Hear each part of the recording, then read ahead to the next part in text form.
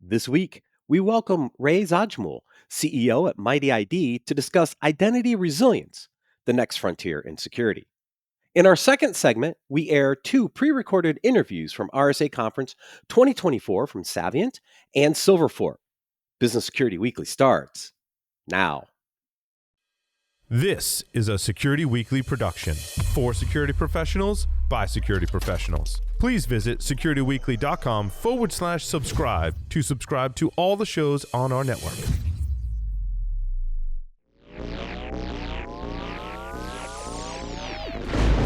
It's the show where we explore the business of security to improve the security of business. Your trusted source for actionable insights on leadership, communication, and innovation. Get ready for Business Security Weekly. Did you know that Active Directory is exploited in 9 out of 10 cyber attacks? With access to Active Directory, attackers can gain control of your network. To keep attackers out, you need to find and fix Active Directory security gaps. Meet Purple Knight, a free security assessment tool that scans your environment for hundreds of vulnerabilities and helps you fix the problems. Ready to reduce your Active Directory attack surface? Download Purple Knight, the #1 Active Directory security vulnerability assessment tool. Visit securityweekly.com/Sempiris. Let's talk about something that's becoming increasingly important for enterprise companies worldwide: cyber risk management. Traditionally, cyber risk has been managed manually in silos, separate from the business's core operations. The future is about getting real-time risk insights benchmarked against your industry peers through automation. And CyberSaint's CyberStrong platform is leading the charge. CyberStrong is not just another point solution. It's a revolutionary platform. It's a quantified top-down risk approach where your unique cyber risks inform C-suite decision-making to identify your top 5 cyber risks and the controls to mitigate them. Sign up for your free cyber risk analysis by visiting securityweekly.com/cybersaint. Make sure you subscribe to the Below the Surface podcast by Eclipsium in partnership with CRA. We've had the pleasure of speaking with some amazing guests, including Zeno Kova, Richard Hughes, Vincent Zimmer, and more.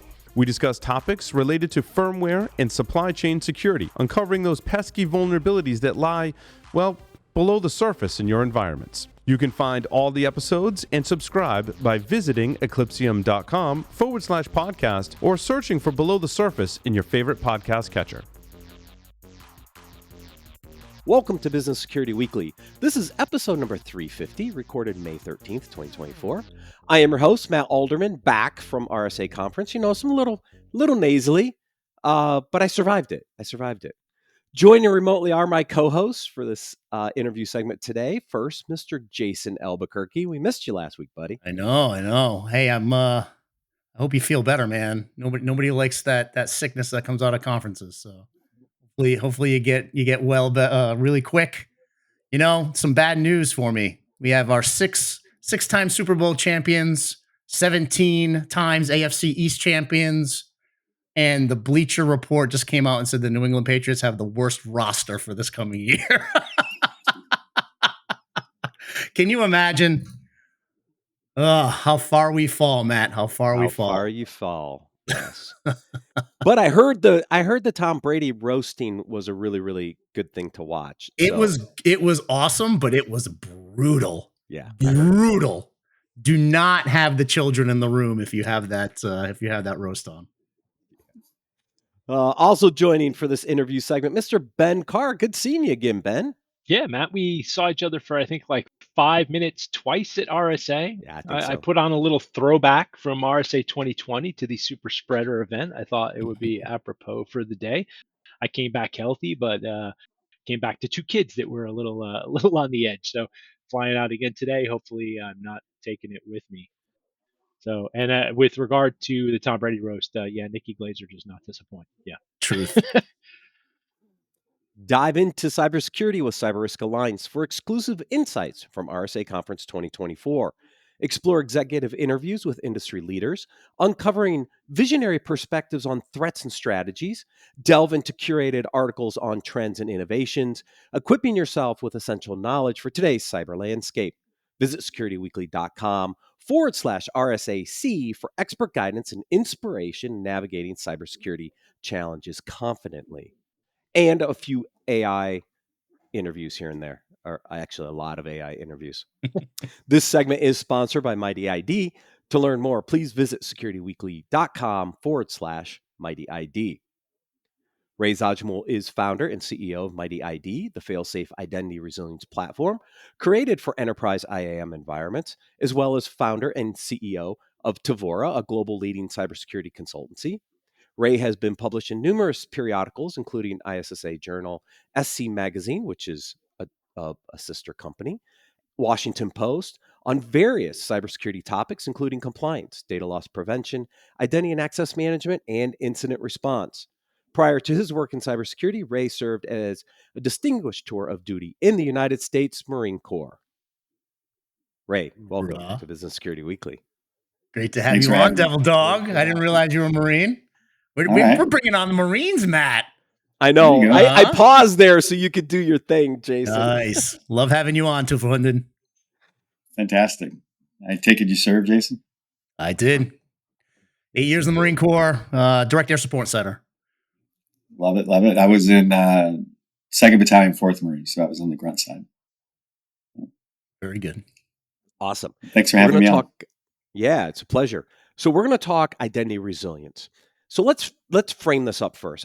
We know application user data, kind of the new perimeter for the world, right? The old perimeter's gone. Identity is one of the key aspects to the perimeter. Why should we be thinking about identity resilience? Yeah, it's a good question. If you think about it, right, over the last few years, as companies have gone to the cloud, right, they have to solve for that user experience, right, of being able to log in and just get access to the different applications that they need to do their day-to-day job. And so as they got to the cloud, those providers are those single sign-on providers, right? They sit in between you and your cloud apps, and they provide SAML authentication. They provide authorization, group role access to the various apps that an enterprise would be offering to their users. Well, if you think about it as a risk concept, right? It's a single point of failure, right? These vendors, these SSO providers, if they go down, well, yeah, your ability to give access to your various applications to just run your business, right, becomes impacted. And so we really start thinking about resilience as, this solve for what are you going to do if your SSO provider has somehow become unavailable, or even if, you've made a mistake and somehow, I don't know, deleted or crashed your identity, providing your identity database, right? What are you going to do? And so we start thinking about resilience, right, in terms of being able to react and resolve those things, right? A backup and restore platform, right? Being able to have granular tools. And, the more we start kind of layering these things on, we realize we can do a lot here, right? We can provide a lot of security insights into some of these backups. And by having more than one IDP, we can really solve for this idea that, hey, if the service provider itself needs to be off-ramped, right? How do we do that, right? How do we incorporate things like high availability, failover, and even migration, right, into our strategy for resilience? Does that make sense? Yeah, it was interesting. I was at RSA conference and I saw Commvault on the board, and I had to scratch my head.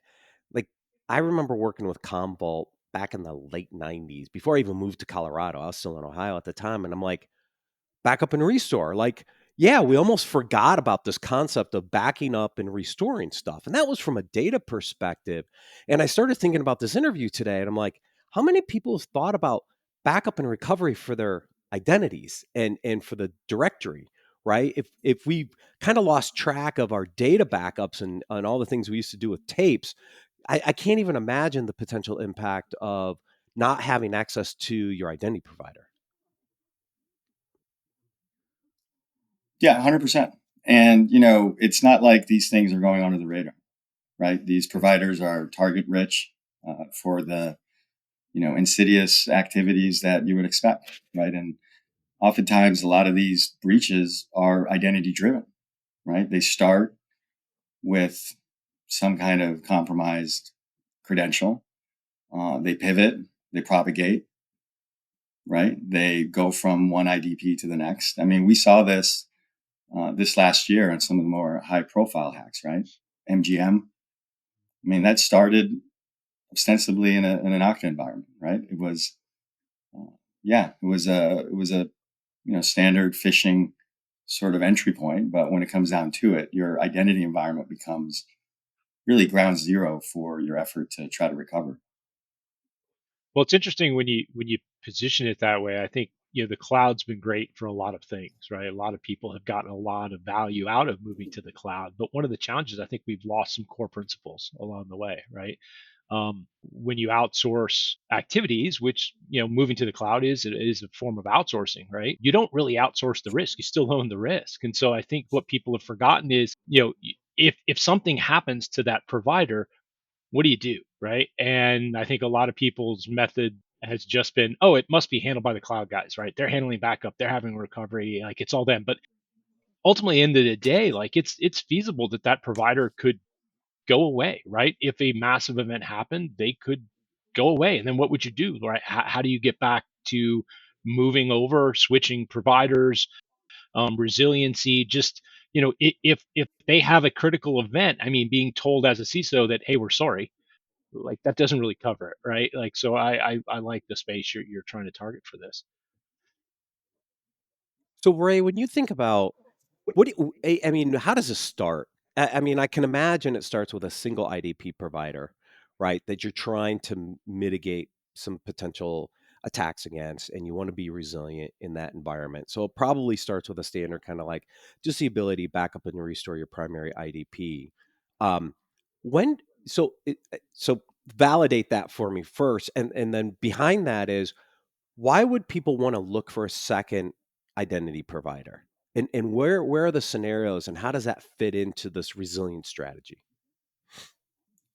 Sure, it's a good question. Yeah, I mean, backing up and restore is just as you kind of said it, right? Being able to independently and say, it's not as you mentioned earlier, it's not their resilience you're worried about, it's your resilience. So being able to independently say, hey, I can back up over the wire, get as granular as I need, and then being able to restore, right? To restore the myriad of entitlements and roles and responsibilities and applications that come with these identity records, right? Being able to restore that environment into another tenant, if you would, within the same identity provider, that's a big win, right? Because I mean, these things are turning into like big databases, and just like databases, the DBAs, we're in them all day long. These IDP administrators are in them all day long, and so just simply having the ability to go back and say, hey, if I need to, I can restore. I think you solve for a lot of that.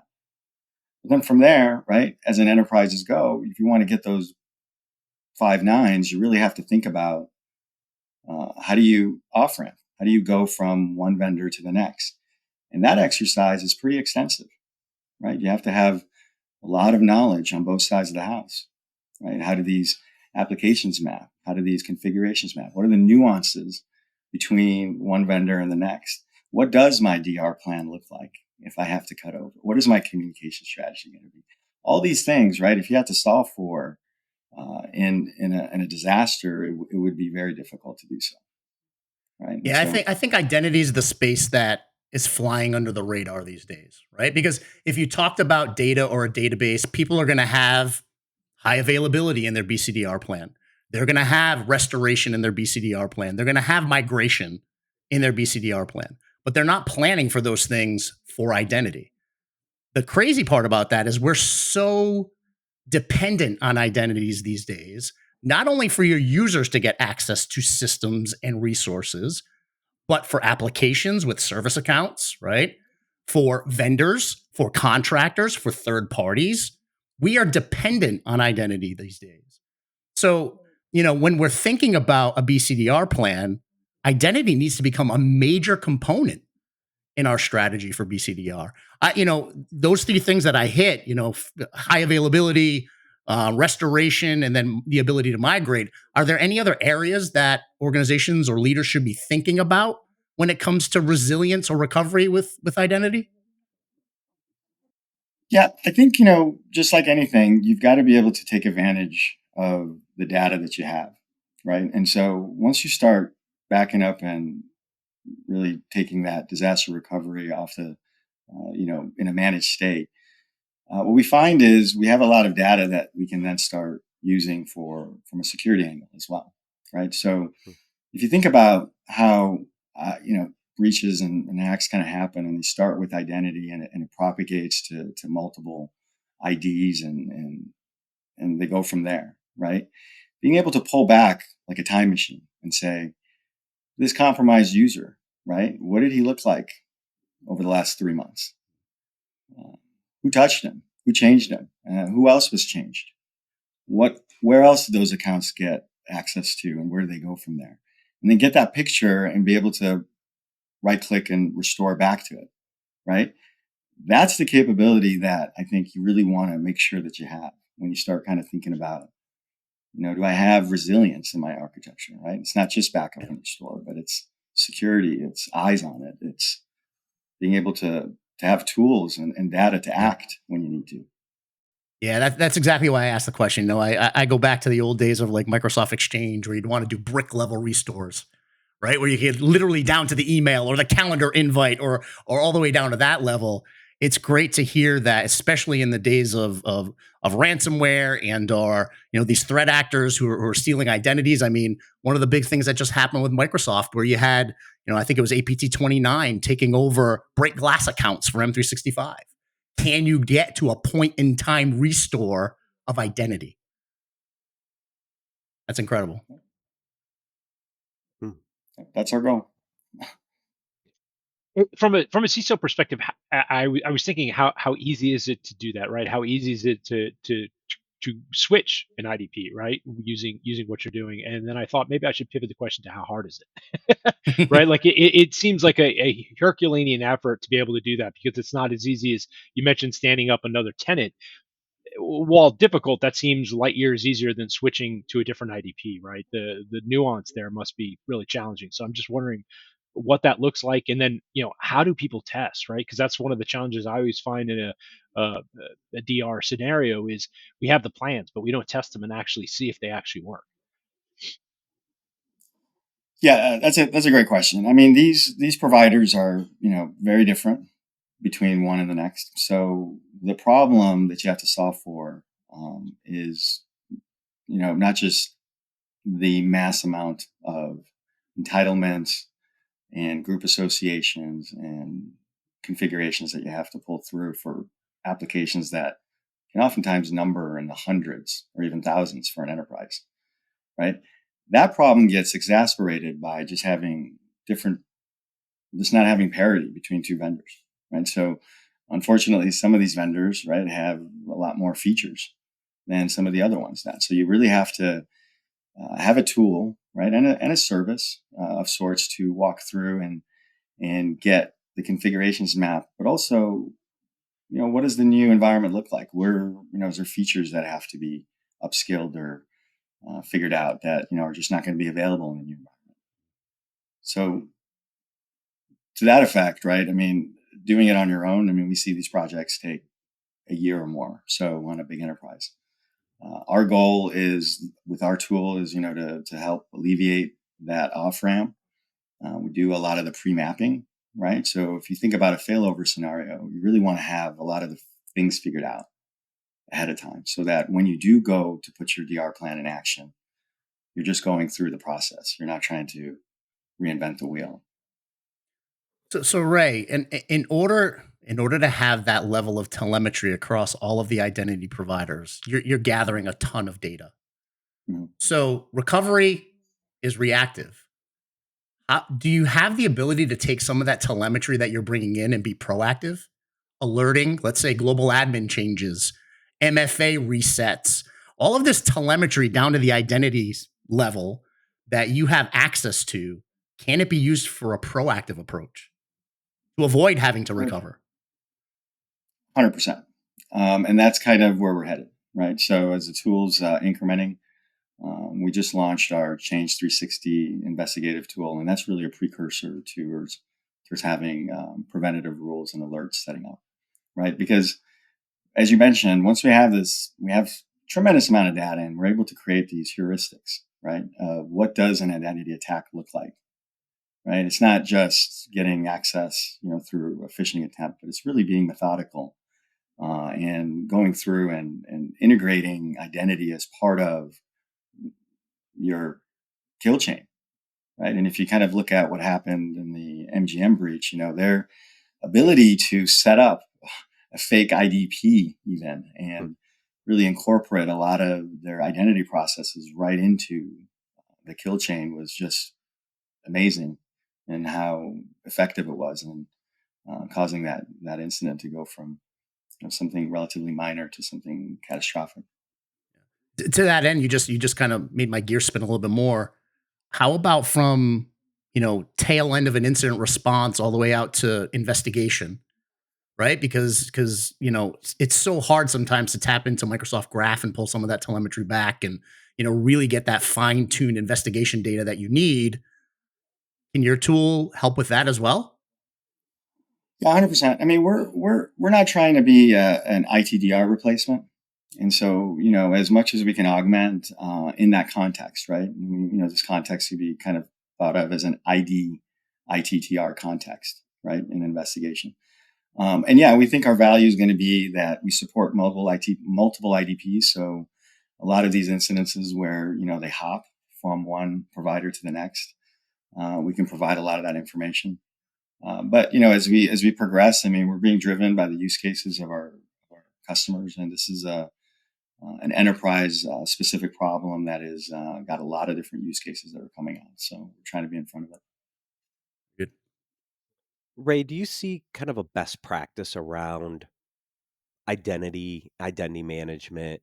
Is it a single IDP with Mighty ID kind of bridging, you know, kind of high availability? It's just kind of a warm standby swap over. Is it two different IDPs that allow you to be a little more um, resilient because now you have two different infrastructures? Like, what's best practice look like for this? Yeah. So the use cases where we see the impetus for full availability does involve different vendors, right? And the vendors, typically that are kind of at the top of that food chain, right? The Microsoft, Entra, the AWS, the you know the those kind of vendors are getting the larger share of the target for a DR site, if you would. As far as best practices goes, I think you touched on it, right? You really should test your plan out in a sense, right? And being able to walk through not just having a resilient architecture, but as you mentioned, like what does that look like in a real disaster setting? Like, are we actually doing full testing, or is it just tabletop, right? And being able to pull a new tenant up, shift your users over, get a couple critical applications on, and see, hey, how'd that look? Right? Were we able to make it happen in a relatively reasonable time, or do we have to go back and kind of revamp sort of what we're thinking? I think that's the point I'd make to people: is it's not enough to just sort of buy solutions. You really have to connect the dots and just make sure that they work and work in your environment. But hopefully, we feel like we'll be a part of that solve. Well, Jason, in our last Say Easy Do Hard segment, we Last talked about easy. aspects of Yep. this, right? Train Train how like you you fight. fight. Yep. Look, I think one of the other things this helps out with too is putting a little bit of the onus of control back in the operator's hands, right? And by control, I mean, look, you're not as concerned if you have an effective DR strategy. But I think one of the other things that has been frustrating for me in the past is sometimes the loss of control in vendor lock-in, right? Where you Mhm. look at, hey, I'm stuck, right? I've got so much invested here with this IDP provider, or another technology, but we're talking about IDP here, like that. What do I do? Like I'm at their mercy. And we saw this with VMware, right? The massive price increases in VMware, right? Across the board. And so I think getting to that, I always like to have this ability to say, look, if it gets too onerous, I'm going to pivot and shift, right, and kind of keep the vendor in check a little bit. And so I could see that as being not the primary, but a great side benefit to this, certainly. Yeah, I think Ray, you pointed out, right? We talk backup and recovery, we talk high availability, migration that avoids that vendor lock-in, as Ben just said. The one that I thought was pretty cool was the retrospection, right? The ability to look at that telemetry, kind of find patient zero, look at the properties, look at where the root cause came in, what led up to that breach. And then if you can tie that to the proactive side that Jason talked about, now you've got a complete feedback loop, which is really interesting, right? Is as you learn what happened on the attack, and if you can use that to prevent the next attack, it just puts your identity providers in a much better situation. Well said. There's an opportunity also for forward modeling, right? So you could look at this and say, all right, well, if I'm concerned about do I have the system configured in an optimal way to give me least privilege, right, and least access? And part of that issue is like, well, I don't really want to muck with production, right? But in being able to back that up, do a restore on another tenant, and then actually test out the model to see, if I make relevant changes, what's the impact then to production apps before I do in production? Now, there's a lot of potential application here for things outside just that. What would DR. happen if? I like Yeah, it. Yeah. the What what would if. happen if? Awesome. Ray, Yeah, thank you so absolutely. much. Yeah. Ray, thank you so much for joining us on Business Security Weekly. Oh, well, thanks for having me. This has been enlightening. Yes. To learn how to create identity resilience in your organization, please visit securityweekly.com/mightyid. We're going to take a quick break and then air our pre-recorded interviews from RSA Conference 2024 from Savient and Silverport. Thank you for joining us today. We'll see you next week on Business Security Weekly.